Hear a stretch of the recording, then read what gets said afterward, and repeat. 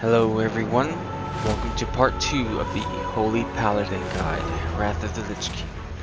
In this guide I'm going to show you how to track every single spell anyone does, how much mana you get back from every ability, every item, of course how to break the meters,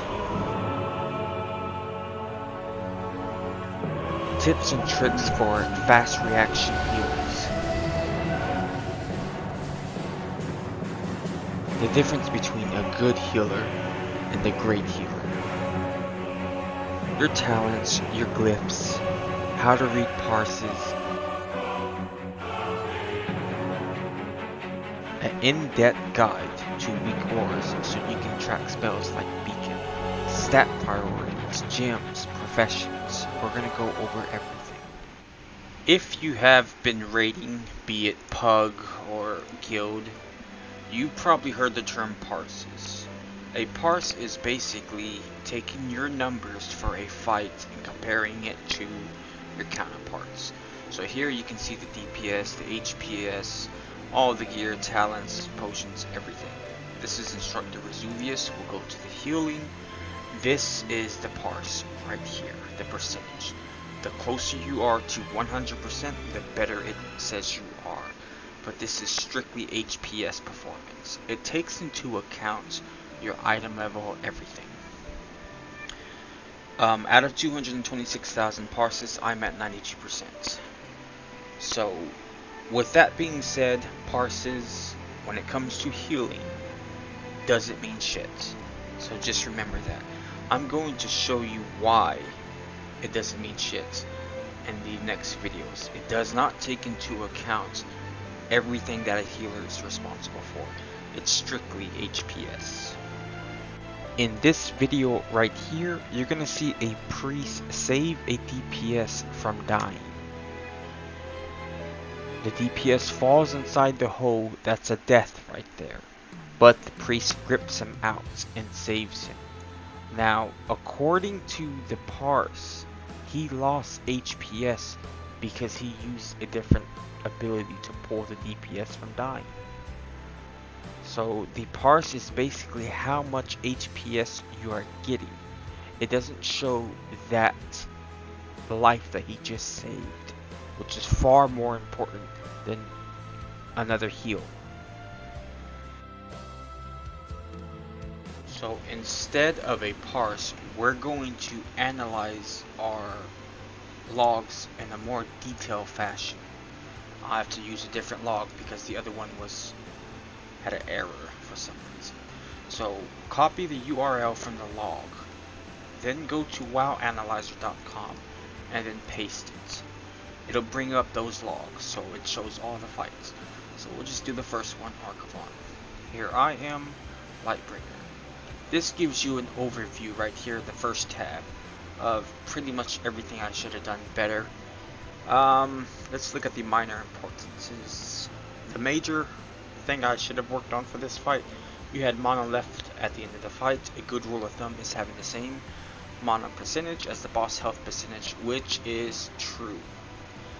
The more mana you have at the end of the fight is more heals you could have cast, which would have healed up the raid obviously, and that would have saved mana from other healers. So you all have to basically use a good amount of mana for the entire fight. It's a perfect world kind of thing, but it's a good rule of thumb like they said. My chest enchant, I could go with the 10 stats, which is better. Bracers I think is correct. I have this intellect, which I think is better than spell power, but they're saying you should probably put that on. I disagree though. Statistics. This shows you everything, all your mana you get back from all the spells, all the abilities from your raid. So Illumination, that's when you crit, you get 30% of the mana returned. I got 7,000 mana. If you put that into MP5 throughout the entire fight, that's 218 MP5. Replenishment, this is a retribution talent. I got 8,000 from that, which is great. That's why you want a variety of mixes of the classes, specs, everything. The timeline, This actually shows the rotation that I did. So as you can see, I start the fight off with Beacon of Light. They use Heroism, so I benefit, that's why it's showing. Then I Holy Shocked, because most likely the tank took damage. And then I put the Sacred Shield, Holy Light, and this says I moved 6.5 yards in this period of time. That's a mistake right here that I messed up on. I could improve. I should have saved Holy Shock for this movement and possibly get the Flash of Light insta-heal, so there would be no gap right here. I'll continue to cast. I have a gap right here, a 1.5 second gap. This is downtime I need to work on. I used Judgment of Light, and then I had a small little gap right there, which is fine. And then I Holy Light.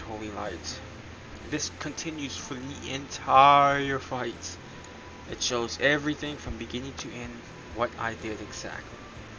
So this gives you a really good overview of what Paladins are doing for certain fights.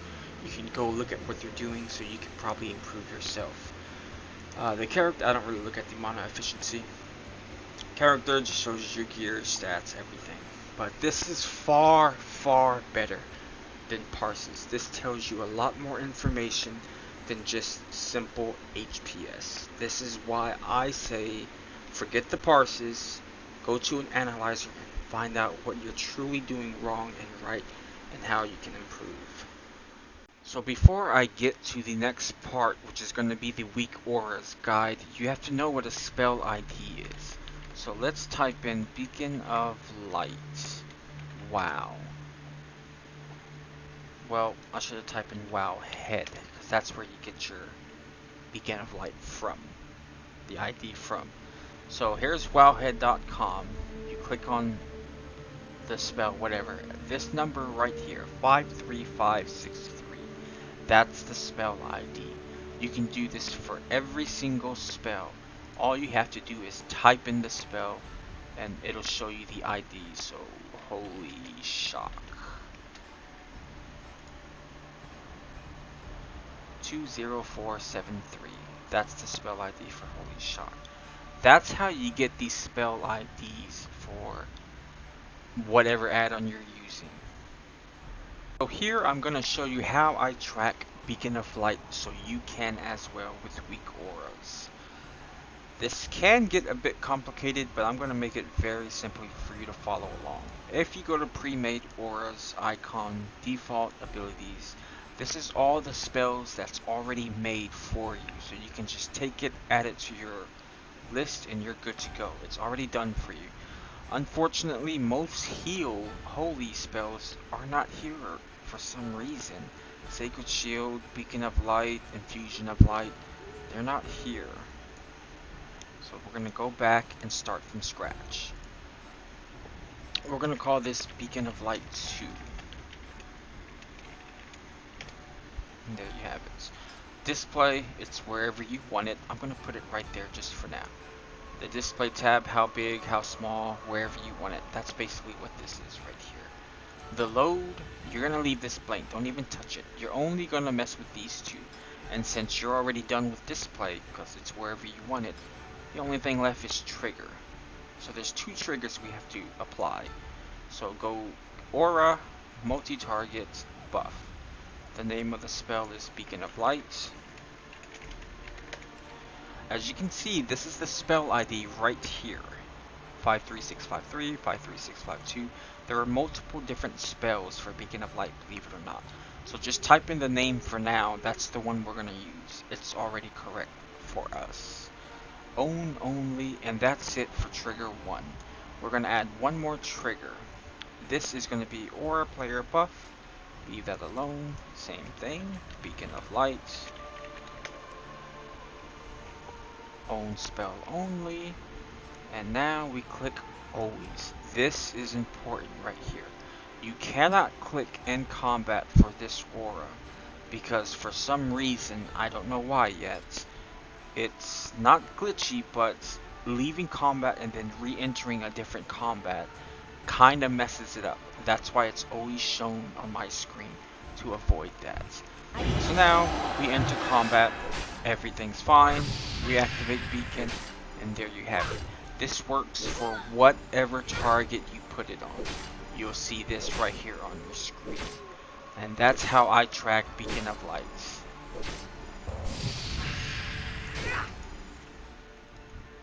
The next aura I'm going to show you is Divine Plea. Pre-made, icon, defaults, abilities. It's not here as well. So most of the Holy Paladin's best ones are not here. So get used to it. So we're going to go to icon. We're going to name this Divine Plea 2. Cool. Now, display. Again, that's wherever you want it. So you edit that how you want it. Big, small, wherever you want it. Trigger. There's two ways to do this. The way I do it, the one I have on my screen, is right here. Own only, and that's it. I'm pretty much done. Oh, whoa. One thing I forgot. Load in combat only. This is an aura you only want to show in combat. Into combat, I use it. There you go. That's where it's at. That's how mines work. Now, let's say you want to track it a little bit differently. I have to exit combat first to use it. Now, you can do this a little bit different. So go back to trigger. Let's say you want it to show when it's available. So you'll go to aura, spell, cooldown charges, type in Divine Plea. Let's see if I can make it in time. There you have it. And put not on cooldown. We're still in combat. We are good to go. So now we have it. It's going to show when it's available. When it's not on cooldown, I can use it. It'll pop up on my screen. If you want to do it this way, you can. I don't. I'll use this bar to tell me when it's available. So, and there you have it. Now you can use it. And there goes my first one. So you can do it that way as well if you want to. The next one will be Infusion of Light. Pre-made auras does not have that one as well. It is mean to us Holy Paladins. So Infusion of Light, this is the one we'll track. Infusion of Light 2. Display is wherever you want it at. I'm going to put it right here. Trigger. It's pretty much the same as everything else. Name, Infusion of Light. There it goes. It's still going to show up as a question mark, so don't worry about that. That's done. That's good. Go to load in combat only, and we're done. This may... Oh, there it goes. I was going to say it may take a while for me to crit, but I guess it didn't. And there you have it, Infusion of Light. However, I don't recommend you solely relying on the picture to tell you if you have Infusion of Light proc. Listen to the sound as well. That sound right there is more helpful to let me know that Infusion of Light procced. Just so you know. Infusion of Light, if you don't know what that is, it's this one right here in your talent tree. It's a free instacast for Flash of Light or the Holy Light, or is it a 20% critical chance at Holy Light. So yeah. The next up is our Greatness Trinket that we're going to track. So it's pretty much the same icon. We're going to name it Greatness 2. Display wherever you want it at. Load in combat only. And trigger or player buff. The name Greatness. This is a tricky one though, because as you can see there's different IDs because there's different Greatness Trinkets. But we're lucky, so when we type it in, it gets it correct for us. And we're pretty much done. So let's just wait for Greatness to proc. There it goes. That's how you track that one. the next one we're gonna do is our trinkets, the other trinkets. This is trinket slot 1 right here according to weak ores, and this is trinket slot 2. So we're gonna track the Sapphire Owl. It's not in the pre-made, so new icon. Call it Sapphire Owl 2. This one's a bit more tricky. You go to item, cooldown, progress, slots, and then you go to trinket 1. And that's about it. We are ready to go. Enter combat, and there you have it. Now it's time for Sacred Shield. New aura, icon, display, wherever you want it, obviously. We're gonna leave this blank. Don't do anything to the load. Trigger. This is gonna be changed to multi-targets, because you can put it on multi-targets. We have to use the spell ID for this one, 53601. Own only, and we're set. So now whenever I cast Sacred Shield, you have it right there. The rules still apply as Beacon of Light. If you enter combat and then leave combat, this can mess up if you have the combat only trigger, the check mark for combat only. So that's why I leave it blank. And for the last part, if you were wondering about all of the blood or DK abilities, I will go ahead and show you how I have it set up. And as you can see, they all pop up right here. So there's my frost disease right there. There it goes, right there. Frost fever. And then my plague is right there. So it shows you how much time is left. This right here tells me I can use pestilence. So if I use it again and again, now I can't use these two at the bottom, so they go away. This one is my obvious blood tab, so it gives me back my pestilence so I can refresh these. And that's basically it. As you can see, these are on cooldown now. There goes my killer machine activated. So now whenever I Howling Blast or Frost Strike, it'll crit. So this is a good way for DPS to use weak ores, so you never have to look down here at all. Now we get to the raid frames. The raid frames give you all the information you need, at least when it comes to spells and debuffs and whatnot.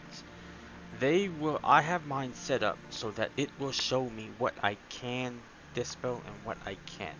If I cannot dispel it, it will not pop up on my raid frame, because what's the point of that? I can't do anything about it. All I can do is heal through things. So that's how my raid frames are set up. I'm going to walk you through this really quick so you can see how I heal this part. Right here is my very first mistake. The tank takes damage, so I immediately go for him. And not realizing, at least not right off the bat, the DPS has aggro. He's about to take damage. I do get away with the Holy Light heal on him though, because I do move it down fast enough to get it off on him. So it looks like it's on him, but now technically it's on him. So he's gonna get the heal, and you're about to see me mass click my Holy Shock button, because I'm pretty sure he's gonna take more damage, at least at the time I was healing this. So I'm not confident Holy Light will heal him to full. So I'm gonna do an insta heal right after my Holy Light. There's no faster way to heal than mass clicking your button as fast as you can. So my Holy Shock, I'm pressing 3 really fast, so that the second my Holy Light's done, it'll cast Holy Shock on the Paladin. And now you can see Holy Shock is on global cooldown. So those 2 heals got him to 75%, which is okay. And he's in the safe zone now because the bar turned yellow. So I'm not too concerned about him anymore. He's going into a safe zone. And here's the problem. As soon as he attacks me, I target him. Or it probably automatically put it as a target for me. I'm not 100% sure on that. So this is where knowledge of a fight comes into play. You have to know what the ads do. You have to know what the boss does. You have to be prepared for what's going to happen. So do your research on raid bosses and ads before you go in there unprepared. So this guy, I know he's undead. I know he hits like a truck when it comes to DPS and heals. So instead of just healing through it, because the DPS might also take damage, so I can't just heal myself and let them take damage. The best thing to do in this situation is just get a stun off. The stun will give me a few seconds to catch back up. Unfortunately, since the tank stunned him right before on the pool, there's a diminishing effect on stun, so the stun's going to be shorter. I do kind of not do anything right here, which is pathetic of me. So I wasted the time right here, but I still catch up pretty well. And here we go. Since I can see these poison effect on my raid frames, that means I can cleanse them. But since I know this fight very well, I'm not going to waste a global cooldown of cleanse on each one of these. I'm just going to heal through it because the damage is so small. There's no point in healing through or cleansing the poison when I can heal through it. So I'm just going to keep healing because this part right here, the damage is just too high to cleanse. So heal through it. Now he's on my ass again. So in order for me to get away, I have to, since I know what they are undead. Paladins reign supreme against undead. I'm going to Holy Wrath. Right there you saw me Holy Wrath. And you can see it's on cooldown on the bottom of my bar. That will give me more time and to get away from them. So in between my global cooldown, use your movement, use everything you have to get away, to heal, to keep people alive. That's the point of a healer. And now the tank finally picks him up. So now we got past that phase of him targeting a DPS or a healer. So all I have to do is just mop up. The cleanse come off, we are good. Everything's fine now. And as you can see right here for this last part, the moment I see damage on people, I turned red, so I'm going to heal myself. He turned red, so I'm going to heal him. Cast before they take damage. This is how you top people off quickly. There's no need for me to heal the tank, because my beacon will transfer the heals anyways. So use your spells wisely.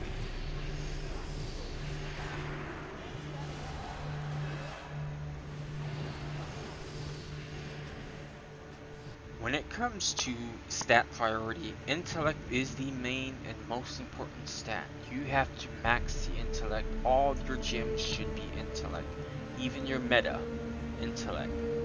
So make sure you have the, enchanted tier. This matches any socket or any color socket, all of them actually. So it will have the requirement for the meta 21 intellect chance to restore mana. Everything else you can go full intellect. Intellect gives us crits. As you can see right here, spell crits. It also, from our talents, gives us spell power. So critting gives us 30% of the mana back of that spell cost. So in a way it gives NP5. It doesn't give NP5, but I'm just keeping it simple. So intellect will give us crits, it'll give us more spell power, and it gives us a better chance to get mana back. That's why intellect is the best stat for us. The second one is haste, but we'll come back to that in just a second. After haste, you want to go with crits and MP5. Balance the two. They are both equally important. I wouldn't put any one of them above the other. Crit does increase your HPS though, but mana regen also gives you more mana back for more spells. I have a balance of the two. If you look at my first 3 items right here, it's haste MP5. The next 3 is haste crits. So even the weapon haste crits, shield haste MP5. I try and go with a balance of the two. And also the relic, Libram of Renewal. This is going to be probably the best relic for this entire expansion. Possibly. Not 100% sure on that, but we'll see. I think it is. So that is the stat priority I would go with. Intellect, haste, and then crit and MP5 are equally important. Now haste is a bit tricky. Let me show you something really quick. Let me get my judgment of the pure so I can increase my cast speed. And now I have Light's Grace. My cast speed is at 1.5 seconds. That's with my haste food buff. I'm at 649 with the food buff. Now look what happens when I use the elixir of lightning speed. I'm at 674. So it gives me more because I am an alchemist. That's one of the benefits of being an alchemist. However, now my cast with Light Grace is at 1.4. So it dropped 0.1 of a second when I went to 674 haste. So I think the stat priority should be intellect, haste until 670, then crit MP5. The reason why I say haste to 670 is because you cannot drop this to 1.3. I've tried it. I've done everything I can. I gemmed haste to the max. I got over 900 haste rating. I still could not get that down to 1.3. So in Udwar, yeah, I'll probably be able to get it to a 1.3. I don't know if I can do it without gemming haste, but we'll see. But I say haste to 670 so you can get your 1.4 Holy Light cast speed. That is what I think the stat priority should be for Holy Paladins.